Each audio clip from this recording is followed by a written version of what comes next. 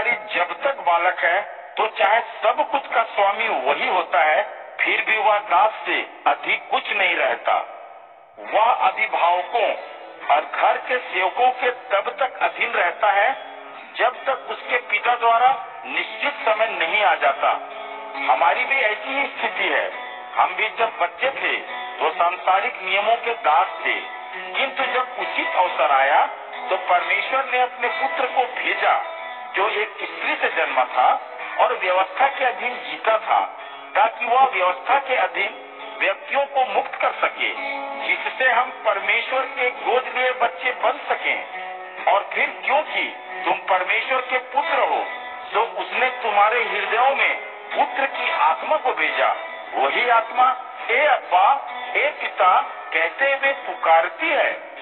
इसलिए अब तू दास नहीं है बल्कि पुत्र है, और क्योंकि तू पुत्र है इसलिए तुझे परमेश्वर ने अपना उत्तराधिकारी भी बनाया है। पहले तुम लोग जब परमेश्वर को नहीं जानते थे तो तुम लोग देवताओं के दास थे। वे वास्तव में परमेश्वर नहीं थे, किंतु अब तुम परमेश्वर को जानते हो। यह यूँ कहना चाहिए कि परमेश्वर के द्वारा अब तुम्हें पहचान लिया गया है। फिर तुम उन सार रहित दुर्बल नियमों की ओर क्यों लौट रहे हो? तुम फिर से उनके अधीन क्यों होना चाहते हो? तुम किन्हीं विशेष दिनों, महीनों, ऋतुओं और वर्षों को मानने लगे हो। तुम्हारे बारे में मुझे डर है कि तुम्हारे लिए जो काम मैंने किया है वह सारा कहीं बेकार तो नहीं हो गया है। हे भाइयों, कृपया मेरे जैसे बन जाओ। देखो, मैं भी तुम्हारे जैसा बन गया हूँ। यह मेरी तुमसे प्रार्थना है। ऐसा नहीं है कि तुमने मेरे प्रति कोई अपराध किया है। तुम तो जानते ही हो कि अपनी शारीरिक व्याधि के कारण मैंने पहली बार तुम्हें ही सुसमाचार सुनाया था, और तुमने भी मेरी अस्वस्थता के कारण जो तुम्हारी परीक्षा ली गई थी उससे मुझे छोटा नहीं समझा और न ही मेरा निषेध किया, बल्कि तुमने परमेश्वर के स्वर्गदूत के रूप में मेरा स्वागत किया, मानो मैं स्वयं मसीह यीशु ही था। तो तुम्हारी उस प्रसन्नता का क्या हुआ? मैं तुम्हारे लिए स्वयं इस बात का साक्षी हूँ कि यदि तुम समर्थ होते तो तुम अपनी आंखें तक निकाल कर मुझे दे देते। तो क्या सच बोलने से ही मैं तुम्हारा शत्रु हो गया? तुम्हें व्यवस्था के विधान पर चलाना चाहने वाले तुम में बड़ी गहरी रुचि लेते हैं, किंतु उनका उद्देश्य अच्छा नहीं है। वे तुम्हें मुझसे अलग करना चाहते हैं ताकि तुम भी उनमें गहरी रुचि ले सको। कोई किसी में सदा गहरी रुचि लेता रहे या तो एक अच्छी बात है, किंतु यह किसी अच्छे के लिए होना चाहिए, और बस उसी समय नहीं जब मैं तुम्हारे साथ हूँ। मेरे प्रिय बच्चों, मैं तुम्हारे लिए एक बार फिर प्रसव वेदना को झेल रहा हूँ। जब तक तुम मसीह जैसे ही नहीं हो जाते, मैं चाहता हूँ कि अभी तुम्हारे पास आ पहुँचूं और तुम्हारे साथ अलग ही तरह से बातें करूं, क्योंकि मैं समझ नहीं पा रहा हूं कि तुम्हारे लिए क्या किया जाए।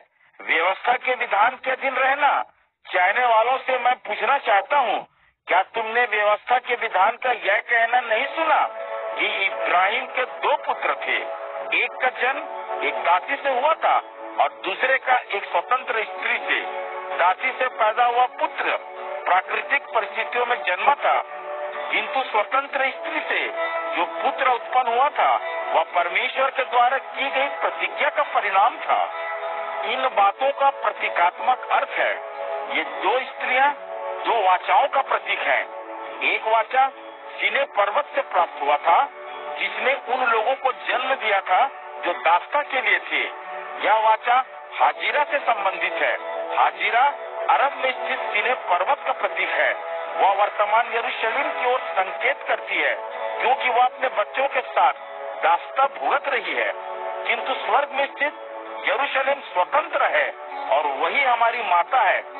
शास्त्र कहता है, बान आनंद मना, तूने किसी को न जना, हर्ष न कर, तुझको प्रसव वेदना न हुई, और हंसी खुशी में खिलखिला, क्योंकि परित्यक्ता की अनगिनत संतानें हैं, उसकी उतनी नहीं है जो पतिवंती है।